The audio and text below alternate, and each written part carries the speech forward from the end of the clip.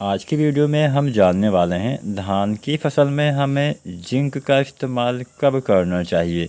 धान में जिंक डालने के कौन सा तरीका आपके लिए अच्छा साबित हो सकता है और सस्ता भी साबित हो सकता है।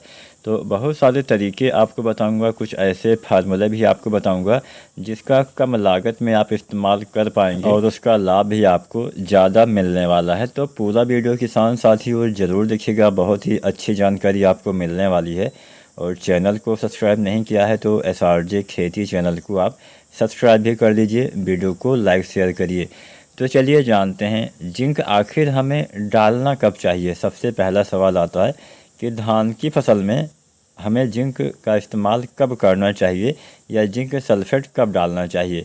किसान साथियों, यहाँ पे हम जो जिंक की बात करने वाले हैं, आमतौर पे जिंक आजकल बहुत तरीके से आपको मिलने लगी है, लेकिन हम यहाँ पे 2-3 जिंक के बारे में आपको बताएंगे।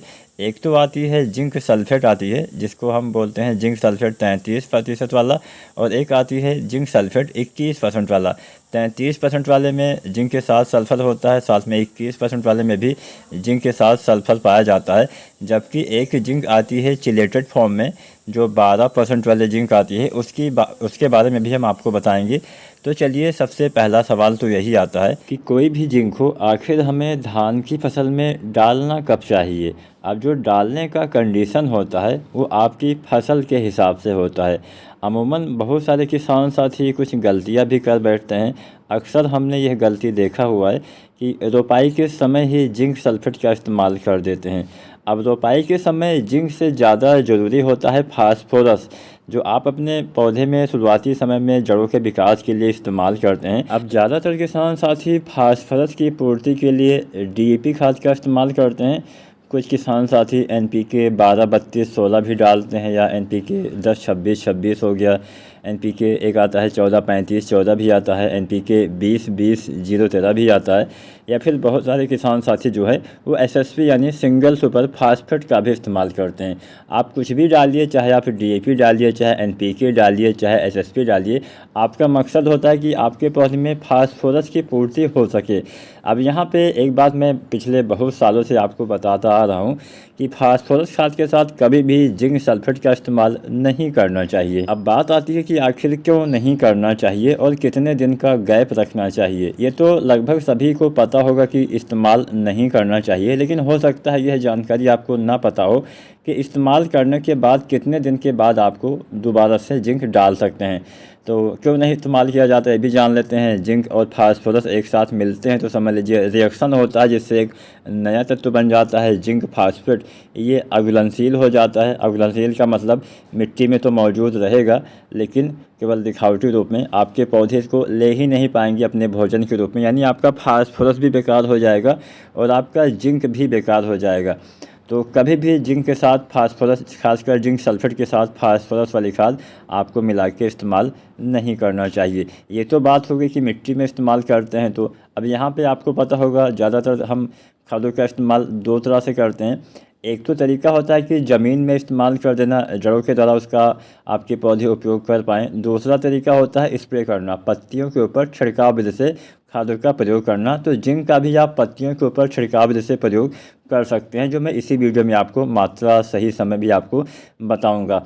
तो पहली बात तो ये कंफर्म हो गई कि रोपाई के समय धान की फसल में हम जिंक का चाह कर भी इस्तेमाल नहीं कर सकते हैं, क्योंकि हम कोई ना कोई फास्फोरस वाली खाद अवश्य डालेंगे। अब बात यह आती है कि कितने दिन का हमें गैप रखना चाहिए, क्योंकि फास्फोरस वाली खाद कोई ना कोई तो हम डालेंगे ही, चाहे हम DAP डालें, चाहे NPK, चाहे हम SSP डालें। लेकिन बात ये आती है कि हमें इसके बाद में जिंक का इस्तेमाल कब कर सकते हैं। तो कम से कम 18-20 दिन का अंतर आपको देना पड़ेगा। मान लीजिए आपने रोपाई के समय DAP, SSP या NPK का इस्तेमाल किया, तो रोपाई के 20 दिन के अंदर आपको जिंक सल्फेट मिट्टी में इस्तेमाल नहीं करना है। बाकी अगर मान लीजिए बीच में आपको कमी के लक्षण दिखाई देते हैं, तो आप जिंक का स्प्रे विधि से भी प्रयोग कर सकते हैं। स्प्रे विधि से डालने में और ज़मीन में डालने में कोई ऐसा संपर्क तो होता नहीं जिससे रिएक्शन हो जाएगा।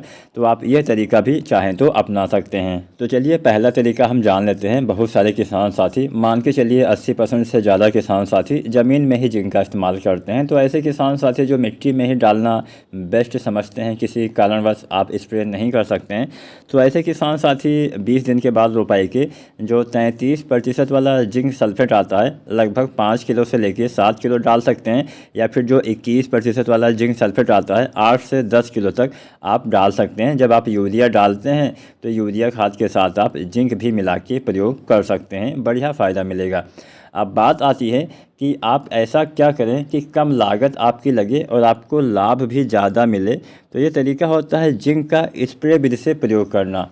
अगर आप यही 33% वाले जिंक की ही बात करें तो इसका भी आप स्प्रे विधि से प्रयोग कर सकते हैं। इसका स्प्रे आप कभी भी कर सकते हैं, कोई बाउंडेशन नहीं होता है। तो अमूमन 20 दिन पे, 40 दिन पे और 60 दिन पे 2-3 स्प्रे भी आप कर सकते हैं, या फिर केवल 2, कम से कम 2 बार आपको, अगर आप जिंक का मिट्टी में इस्तेमाल करते हैं तो वो लंबे समय तक बना रहता है। लेकिन अगर आप पत्तियों के ऊपर कोई खाद स्प्रे विधि से डालते हैं तो उतना लंबे समय तक नहीं बना रहता है। तो इसलिए आपको इसका इस्तेमाल 2 बार या अधिकतम 3 बार करना पड़ेगा। तो अब हम जो स्प्रे विधि है उसके बारे में भी जान लेते हैं। तो स्प्रे बिल में आपको, अगर आप 33% वाला जिंक सल्फेट डालना चाहते हैं तो लगभग आपको 700 या 750 ग्राम मात्रा लेनी है। साथ में 1 या 2 या 3 किलो दानेदार यूरिया घोल के स्प्रे कर दीजिए। अगर आप यूरिया नहीं डालना चाहते हैं तो बुझे हुए चूने का पानी इस्तेमाल कर सकते हैं। सिंगल जिंक का स्प्रे आप नहीं कर सकते हैं, खासकर जिंक सल्फेट का स्प्रे आप सिंगल नहीं कर सकते हैं। अब दूसरा जिंक आता है 21% वाला, इसका भी आप स्प्रे विधि से प्रयोग कर सकते हैं। लगभग 1 किलो मात्रा आपको लेना है इसकी। इसके साथ में भी आपको 1 या 2 या 3 किलो दानेदार यूरिया, मान लीजिए पीलापन है तो आप 2-3 किलो भी यूरिया मिला सकते हैं, इससे नाइट्रोजन की भी पूर्ति हो जाएगी। तो यूरिया हो गया, जिंक हो गया, आप मिला के स्प्रे कर दीजिए। या फिर आप बुझे हुए चूने का पानी भी आप इस्तेमाल कर सकते हैं। एक जिंक जैसा कि आता है 12% वाला, जिसको हम चिलेटेड फॉर्म वाला जिंक बोलते हैं। यह जिंक बहुत ही अच्छे से सबसे बढ़िया काम करती है। चिलेटेड का मतलब होता है कि ये चिपक जाती है, जिससे इसका जो असर होता है काफ़ी ज़्यादा होता है अगर हम तुलना करें जिंक सल्फेट से।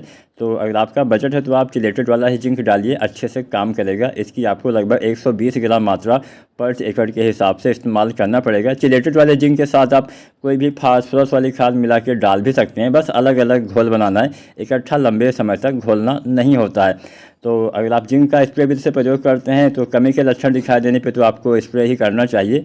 और मैं आपको समय बता देता हूँ, 20-25 दिन पे पहली बार डाल दीजिए, या 25-30 दिन तक। उसके बाद में फिर 15-20 दिन के अंतराल पे आप इस्तेमाल कर सकते हैं। अच्छा लाभ आपको मिलेगा। आपकी जो लागत है कम लगेगी, क्योंकि इसकी मात्रा भी कम लगती है, और इसका लाभ भी ऐसा नहीं कि हाँ कम होगा। जो मिट्टी में आप जिंक डालते हैं उसका बहुत ही कम उपयोग आपके पौधे कर पाते हैं, अगर हम तुलना करें जो हम पत्तियों के ऊपर छिड़काव करते हैं। तो कोशिश करिए कि आप ज़मीन में खाद डालने के बजाय जो बेसल डोज वाली खाद होती है, केवल उतनी ही खाद आपको ज़मीन में डालना है। बाकी की जो अन्य खादों की पूर्ति हमें करनी चाहिए वो छिड़काव विधि से करेंगे तो आपका जो एक लगने का जो प्रतिशत होता है आपके पौधे में, फसल में, वो काफ़ी बढ़ जाता है। आपके पौधे को उसका ज़्यादा लाभ मिलता है। अगर आज की वीडियो, आज की जानकारी पसंद आई हो, लाइक शेयर करें, और चैनल को सब्सक्राइब नहीं किया है तो SRJ खेती चैनल को सब्सक्राइब करें। धन्यवाद।